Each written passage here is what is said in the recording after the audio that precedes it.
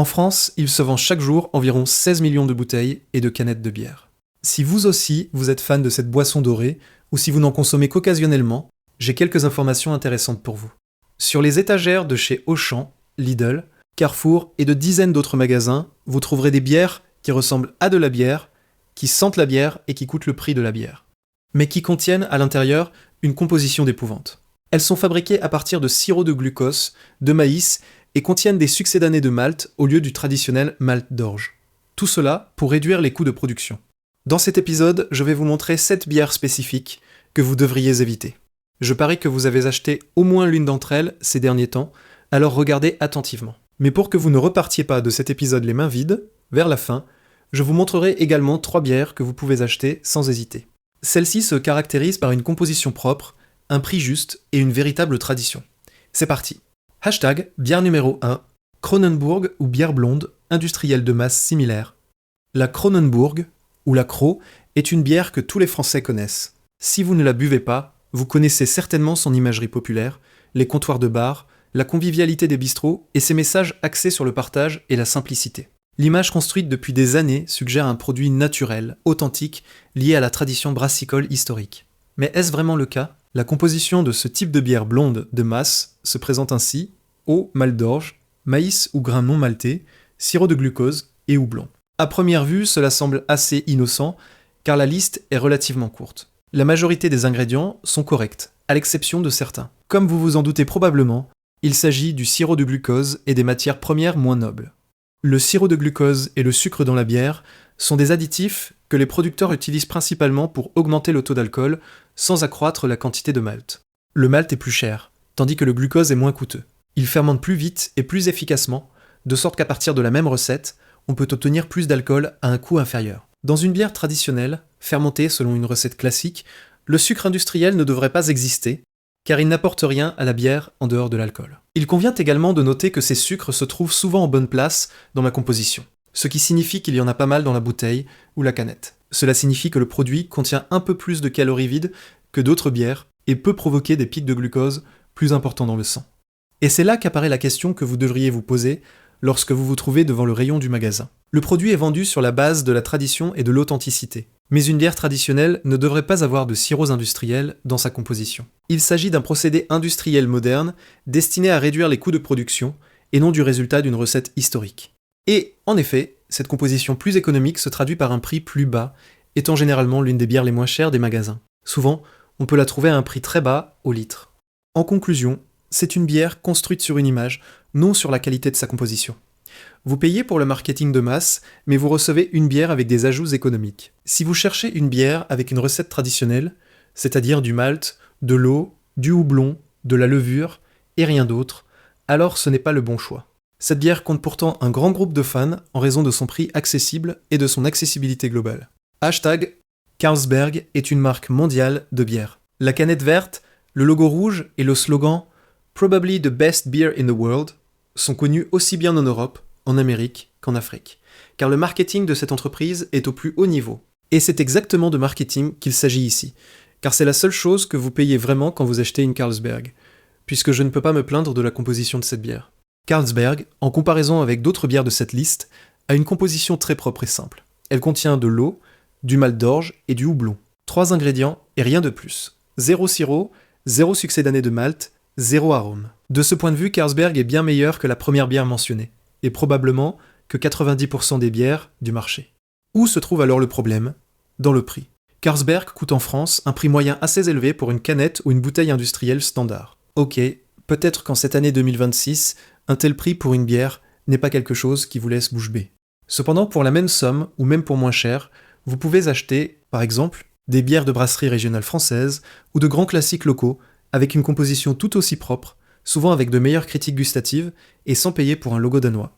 Il existe un autre aspect intéressant. Carlsberg est souvent produite sous licence ou distribuée par de grands groupes brassicoles locaux dans chaque région. Ce n'est donc pas une bière fermentée avec amour de manière artisanale, en direct de Scandinavie. C'est une bière produite dans de grandes usines industrielles, par des ouvriers locaux, sauf qu'elle porte une étiquette danoise et un prix de marque internationale. Pour être honnête, pendant longtemps j'ai été convaincu que cette bière était fabriquée au cœur même du Danemark, selon des méthodes ancestrales en raison de leur marketing. Et voilà, quelle surprise.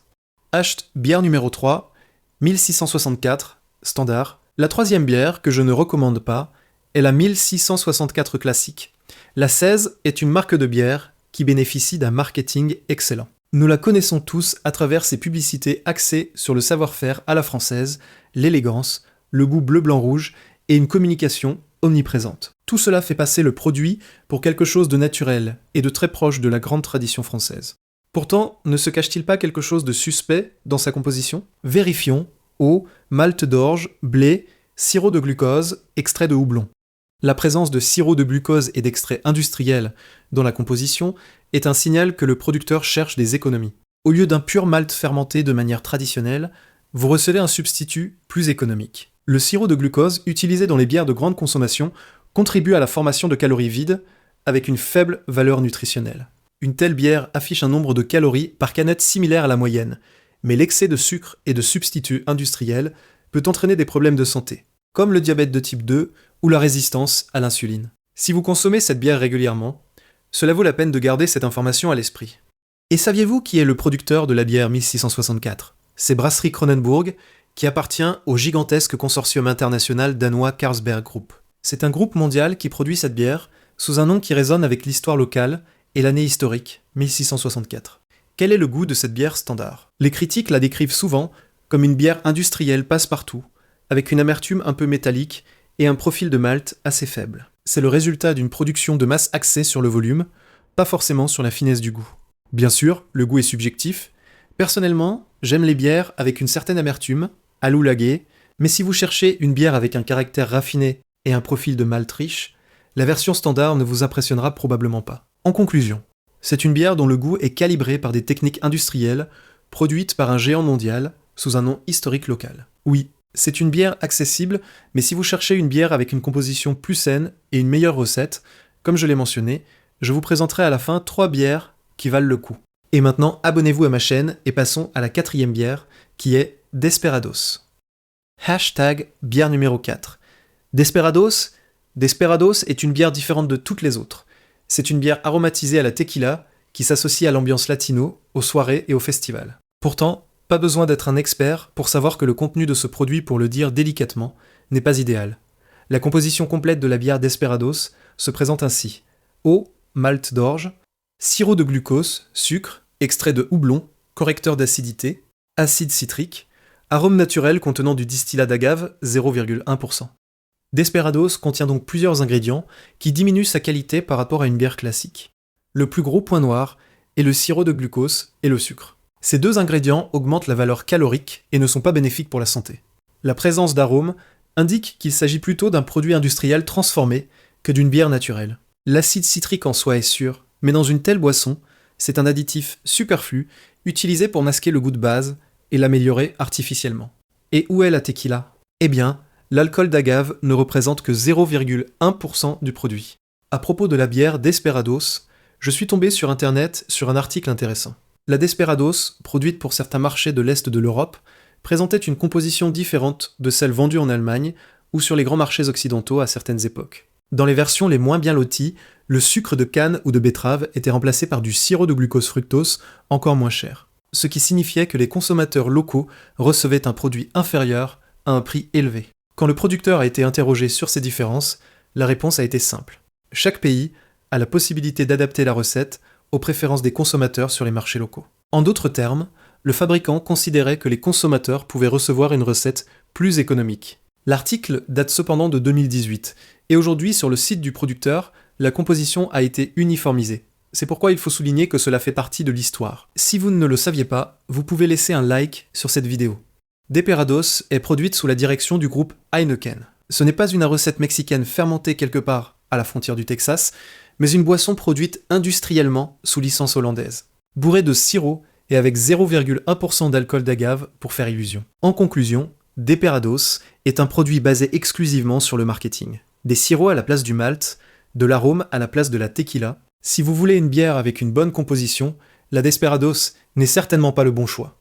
Hacht, bière numéro 5, bière forte industrielle, version strong de supermarché. Passons maintenant à la 5e bière, une adaptation dans la catégorie des bières fortes ou spéciales de grande consommation. telles que les déclinaisons fortes à bas coût ou les spécialités industrielles de type bière de garde industrielle à forte teneur en alcool, comme certaines versions fortes de marques courantes. Ces marques ont souvent une histoire et se targuent de longues traditions.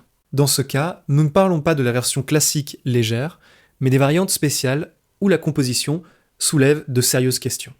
En premier lieu, on trouve l'eau, ce qui est naturel. Plus loin, nous avons du malt d'orge et très souvent du maïs ou du sirop de glucose ajouté durant le processus de production. Le maïs n'est pas forcément un problème en soi, car c'est un ingrédient souvent utilisé dans la brasserie industrielle pour remplacer une partie du malt d'orge. Le pire, ce sont les ajouts massifs de sirop de glucose ou de sucre pour booster artificiellement le taux d'alcool sans utiliser de malt plus cher. Comme nous le savons, en excès, ce n'est pas sain. Pour compléter la composition, on trouve également de l'extrait de houblon et du houblon. Sur l'emballage, le producteur se vante souvent de recettes uniques ou de sélection de malt. C'est vrai, le malt existe, mais il y a aussi des sucres ajoutés dont on ne parle plus sur la face avant du packaging. De plus, de nombreux amateurs de bière remarquent que le goût a changé au fil des ans, au détriment de la qualité, se transformant en une boisson beaucoup trop douceâtre et lourde. Les changements de recettes ont coïncidé dans le temps avec le rachat des brasseries par de grands groupes internationaux et n'ont pas été des modifications vers le mieux. Les bières fortes modifiées industriellement représentent des produits avec des sucres industriels dans la composition, une recette altérée et des avis de plus en plus partagés chez les consommateurs. Cela peut être un choix pour les amateurs de sensations fortes qui font attention à leur budget, car c'est un produit relativement bon marché pour son degré d'alcool.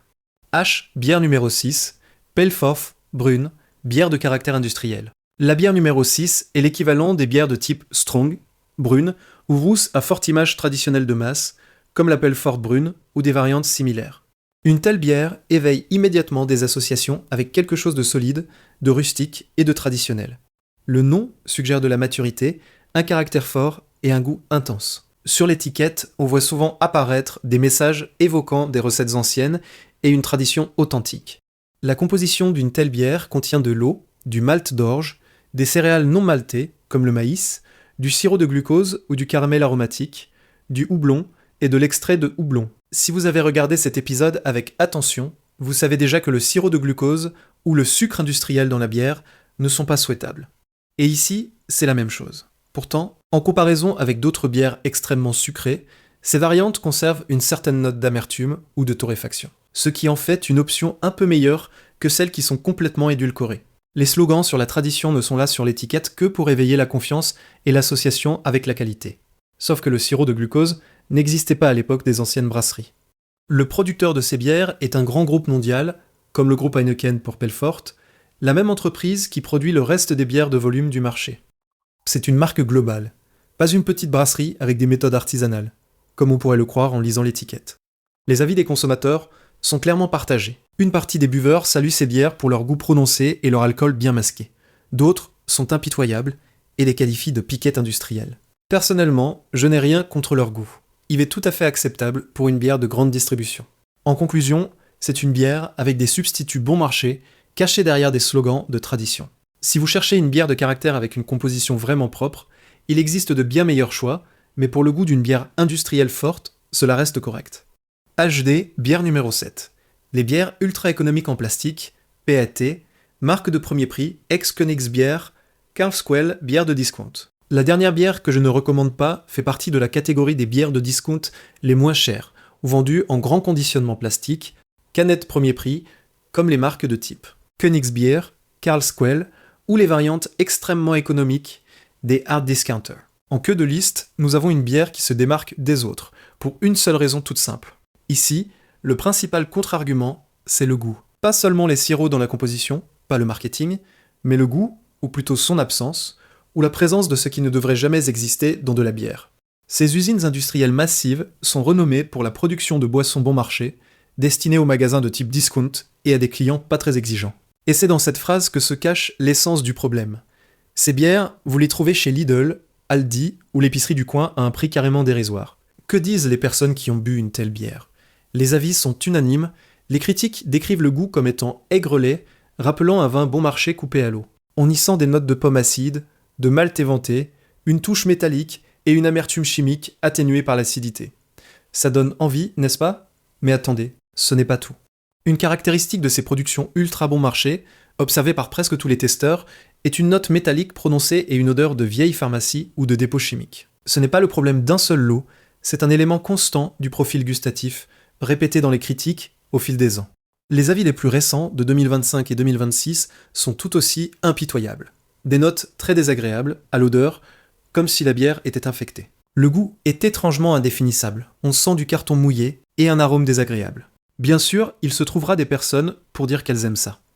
Je comprends cela, le goût est subjectif, mais quand la même caractéristique, l'arrière-goût métallique, l'acidité, l'odeur de médicaments, apparaît dans des dizaines de critiques indépendantes sur de nombreuses années. Ce n'est plus une question de goût, c'est une question de constance dans la mauvaise qualité de la bière. D'ailleurs, ces bières ont des notes extrêmement basses sur les portails spécialisés, figurant parmi les moins bien évaluées de bases de données contenant des milliers de bières. En conclusion, vous l'achetez principalement parce qu'elle n'est pas chère et qu'elle contient de l'alcool, pas parce qu'elle est bonne.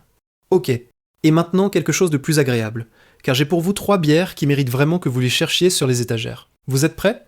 Voici la première proposition. Recommandation 1. Pilsner Urquell. Je vais commencer par une bière qui est bien plus qu'une simple boisson. Pilsner Urquell est un morceau immense de l'histoire de la brasserie. Et ce n'est pas du marketing, c'est un fait réel. Le 5 octobre 1842, dans la ville tchèque de Pilsen, Josef Groll, un brasseur bavarois venu spécialement dans la ville, a fait fermenter une bière qui a changé le cours de l'histoire de la bière dans le monde entier.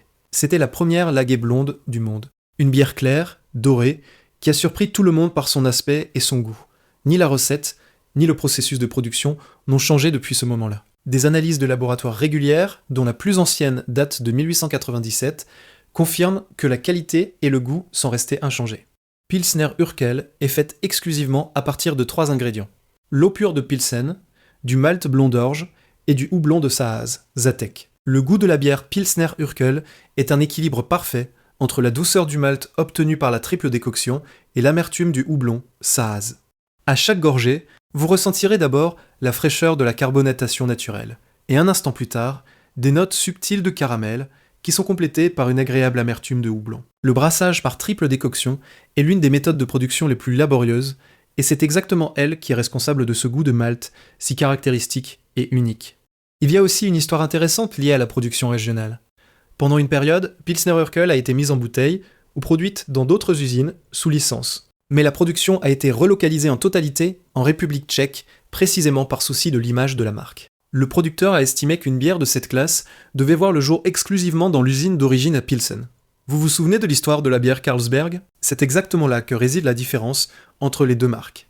Il faut tout de même dire que Pilsner Urquell n'est pas la bière la moins chère que vous puissiez acheter. Pour une bouteille de 500 ml, vous paierez environ entre 2 et 3 euros. Si vous avez écouté attentivement l'histoire de cette bière, vous admettrez que ce produit est tellement bon qu'il ne peut tout simplement pas être bon marché.